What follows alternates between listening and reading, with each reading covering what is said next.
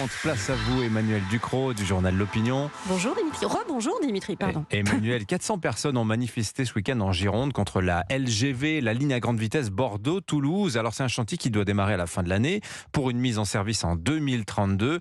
Mais les opposants fustigent un projet inutile. Alors ce grand projet du Sud-Ouest, GPSO de son petit nom, est ancien. Il date des années 90, mais il a été relancé ces dernières années à la faveur de la nécessité de décarbonation du transport. C'est quand même 20% de nos émissions de gaz à effet de serre.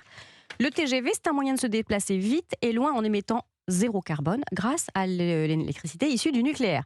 Il y a dans ce projet un intérêt pour l'aménagement du territoire. Toulouse, c'est quand même une grande métropole régionale avec des sociétés internationales qui y sont. Et cette ligne permet de relier Toulouse à Paris en 3h10 et Toulouse à Bordeaux en à peine plus d'une heure. Pour l'instant, Paris-Toulouse, c'est au mieux 4h30, plutôt 5h25 de trajet en train selon la SNCF, c'est la moyenne. On y va en TGV, mais toute une partie du trajet ne se fait pas à grande vitesse, mais à vitesse normale parce que la ligne n'est pas adaptée entre Bordeaux et Toulouse. Voilà, et ça n'empêche pas les opposants d'expliquer malgré tout que c'est un projet inutile. Ah oui, des opposants écologistes à l'instar de LV au niveau national et puis du maire de Bordeaux, Pierre Urmic, qui est opposé au prolongement de la ligne à grande vitesse depuis sa ville de Bordeaux jusqu'à Toulouse. Sympa le voisin quand même. Les opposants veulent défendre la vallée du Ciron, une rivière locale, et ils mettent opportunément en avant des arguments liés à l'eau, c'est la mode. Et puis ils dénoncent l'artificialisation de 5000 hectares. Pour eux, le chantier, qui devrait coûter 14 milliards d'euros, est donc pharaonique et inutile. Mais quelle est la logique à l'œuvre derrière cette opposition des écolos ? Alors ça, on peine vraiment à le comprendre. Offrir aux habitants du Grand Sud-Ouest une façon d'aller de Bordeaux à Toulouse à grande vitesse, c'est-à-dire sans utiliser la voiture et en arrivant directement au centre-ville, ça paraît être une bonne nouvelle, tant pour les émissions de gaz à effet de serre que pour la congestion des centres-villes, vous êtes d'accord.